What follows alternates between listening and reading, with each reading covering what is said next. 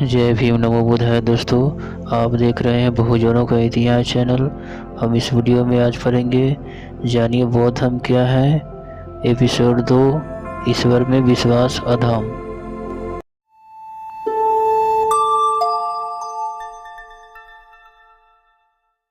दो नंबर में है ईश्वर में विश्वास अधम।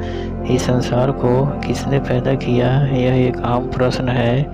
इसे ईश्वर ने बनाया, यह इसका एक आम उत्तर है। ब्राह्मणिक ज्ञान के अनुसार इस सृष्टि रचयिता के कई नाम हैं: प्रजापति, ईश्वर, ब्रह्म या महाब्रह्म। परंतु यदि किसी से पूछा जाए कि यह ईश्वर कौन है और कहाँ और कैसे अस्तित्व में आया, तो इन प्रश्नों का कोई संतोषजनक उत्तर नहीं देता। हाँ, वे उसे सर्वशक्तिमान, सर्वव्यापक तथा सर्वज्ञ मानते हैं। उसे शिव, कल्याणकारी, न्यायकारी और दयालु भी कहा जाता है। परंतु बुद्ध न ईश्वर को मानते हैं, न किसी सृष्टिकर्ता को। उनका कहना है कि ईश्वर को कभी किसी ने नहीं देखा, लोग खाली उसकी चर्चा करते हैं। ईश्वर और उसकी चर्चा खरगोश के सिंहों की चर्चा करने से ज़्यादा सार्थक नहीं। यदि ईश्वर वास्तव में हो तो भी कोई यह सिद्ध नहीं कर सकता कि उसने सृष्टि की रचना की, क्योंकि वास्तव में संसार का विकास हुआ है, निर्माण नहीं। यही नहीं, बुद्ध कहते हैं कि ईश्वर विश्वास से न केवल कोई लाभ नहीं बल्कि इससे हानि भी होती है। इससे आदमी मिथ्या विश्वासी हो जाता है, अंधविश्वासी बन जाता है। बुद्ध धर्म के विषय में जानबूझकर या अनजाने में फैलाई गई अनेक मिथ्या धारणाओं में एक यह भी है कि बुद्ध ने ईश्वर को अस्वीकार नहीं किया, बल्कि इस बारे में उन्होंने केवल मौन धारण किए रखा। यह एकदम मिथ्या कथन है, जो या तो अज्ञान प्रेरित है या फिर एक सूद शरारत। दीघ निकाय 1.13 के तेविज सुतंत में वासेठ और भारद्वाज के साथ बुद्ध का हुआ वार्तालाप सारी स्थिति को निर्विवाद रूप में स्पष्ट कर देता है। भारद्वाज ने बुद्ध से कहा, तो रुख द्वारा दिखाया हुआ मार्ग सीधा मार्ग है, वह मुक्ति का सरल पथ है। जो उसका अनुसरण करता है वह उसे सीधे ब्रह्म से मिला देता है। इसके पश्चात वासेठ ने अपनी बात कही, हे गौतम, बहुत से ब्राह्मण बहुत से मार्ग सुझाते हैं, जो भी उनके द्वारा दर्शाए मार्ग पर चलता है उसे वे मार्ग ब्रह्म से मिला देते हैं। जिस प्रकार किसी गांव या नगर के पास अनेक रास्ते होते हैं, किंतु वे आकर उसी गांव या नगर में पहुंचा देते हैं, उसी प्रकार ब्राह्मणों द्वारा दिखाए सभी पथ ब्रह्म के पास पहुंचा देते हैं, उसके साथ मिला देते हैं। इन बातों को सुनकर बुद्ध ने कुछ ब्रह्म ईश्वर के बारे में कहा कि वह किसी प्रकार की भांति के लिए कोई अवकाश नहीं छोड़ता।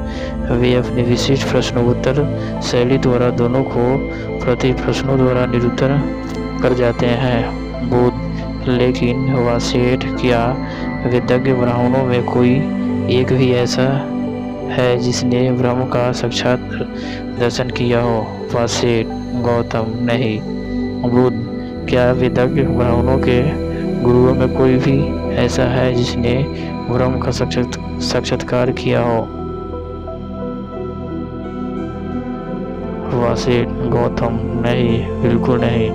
बुद्ध, तो इसका मतलब यह हुआ कि ब्रह्म को किसी ने कभी नहीं देखा, किसी को उसका कभी साक्षात्कार नहीं हुआ? वासेठ, हाँ, ऐसा ही है। बुद्ध, तुम यह कैसे मानते हो कि ब्राह्मणों का कथन सत्य है? वासेठ, कल्पना करो कि अंधों की एक कतार है, न उसका आगे वाला अंधा देख सकता है, न बीच वाला और ना ही पीछे वाला। ये वासेठ, मुझे लगता है कि ब्राह्मणों का कथन केवल अंत कथन है, न आगे चलने वाला देखता है, न बीच वाला और न ही अंत वाला। ऐसे इन ब्राह्मणों की बातें हास्यास्पद है, शब्द मात्र है, निस्सार है। वह जरा सोचो, क्या उस अनदेखे ब्रह्म की रट लगाने वाले उस आदमी के समान नहीं है जो किसी ऐसे स्त्री से प्रेम करता हो जिसे उसने कभी देखा ही नहीं हो। वह हाँ, यह ऐसे ही बात है। बुद्ध, तुम ही बताओ, उस आदमी की स्थिति तब क्या होगी जब उसके मित्र उससे पूछेंगे कि तुम जिस सुंदरी से इतना प्रेम करने की बात कहते हो वह कौन है, कैसी है, कहाँ रहती है, तुमने उसे कहाँ देखा। वह सेठ अब चुप था।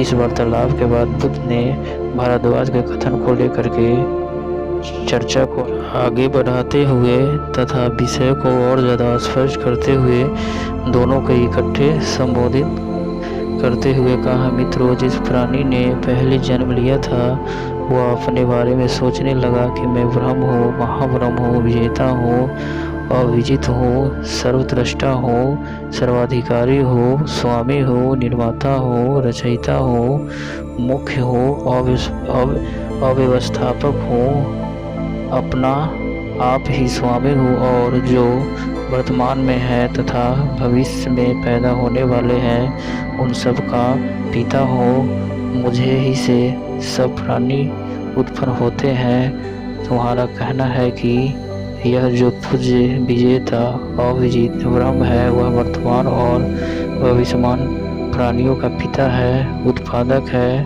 वह अस्थायी है, सतत है, नित्य है, अपरिवर्तनशील है और अंतकाल तक ऐसा ही रहेगा। जो फिर यह तो बताओ कि उस अस्थाई से हम पैदा होने वाले अस्थाई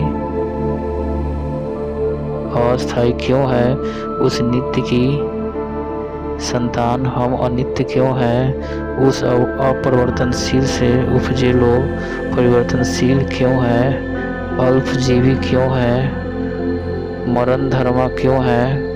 दोनों के पास कोई उत्तर नहीं था। उन्हें चुप देख बुद्ध कहने लगे, यदि ईश्वर सर्वशक्तिमान है और सृष्टि का निमित्त कारण है अर्थात इसे बनाने वाला, तो फिर आदमी के मन में कुछ करने की इच्छा ही उत्पन्न नहीं हो सकती।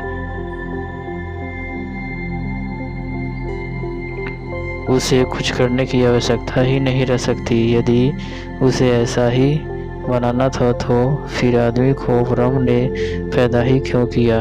वैसे हम देखते हैं कि आदमी के मन में इच्छा भी उपजती है और कुछ करने की आवश्यकता भी उसे सदैव बनी रहती है। इससे तो यह सिद्ध होता है कि ईश्वर ब्रह्म, ब्रह्मा आदि सृष्टि का निमित्त कारण भी नहीं है।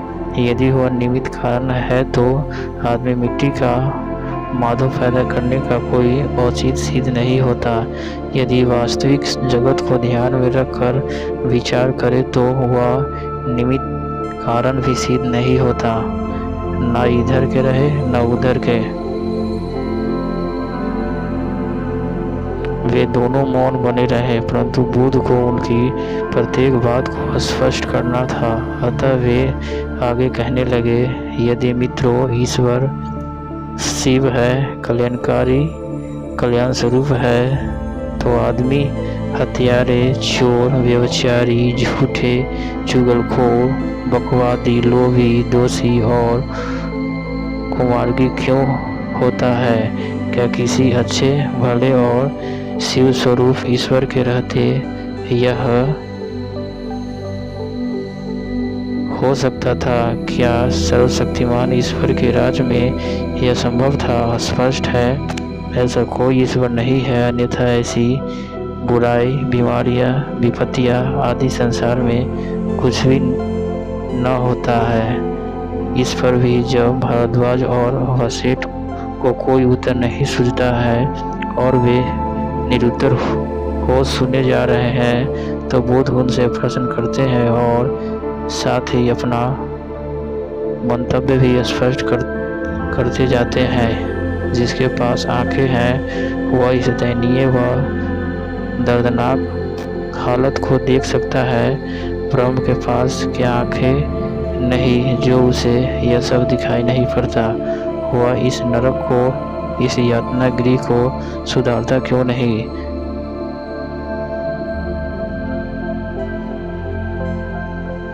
यदि उसकी शक्ति इतनी असीम है कि उसे कोई रोकने वाला नहीं, तो उसके हाथ ऐसे अभिशप्त क्यों है कि उनसे शायद ही कभी किसी का कल्याण होता है? उसकी सारी की सारी सृष्टि दुख भोग नहीं है, वो कभी वह सभी को सुखी क्यों नहीं कर देता? उस सर्वशक्तिमान और सर्वव्यापक ईश्वर की सृष्टि में चारों ओर चोरी, झूठ और अज्ञान क्यों फैला है? इसमें सत्य पर झूठ क्यों बाजी मार लेता है? सत्य और न्याय पराजित क्यों हो जाता है?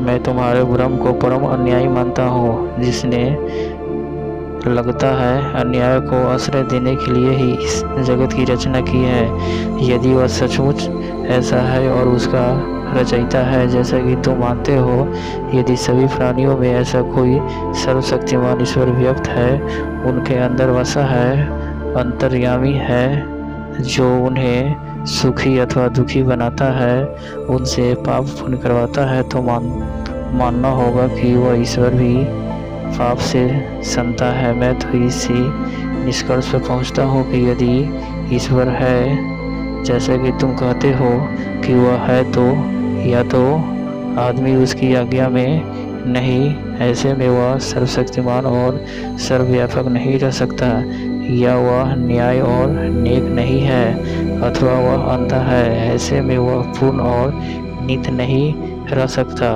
उसकी चर्चा से कोई प्रयोजन सिद्ध नहीं होता।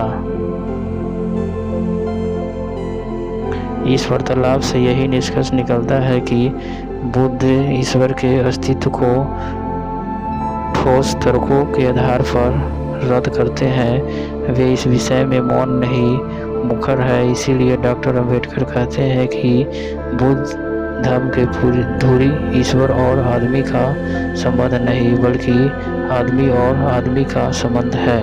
बुद्ध न केवल ईश्वर को काल्पनिक मानते हैं, बल्कि उसमें विश्वास को हानिकारक या घातक भी घोषित करते हैं, क्योंकि ईश्वर विश्वास ही पूजा पाठ प्रार्थना आदि में विश्वास का जनक है, और इस प्रार्थना करने कराने की जरूरत नहीं। पादरी पुरोहित पंडे पुजारी को जन्म दिया।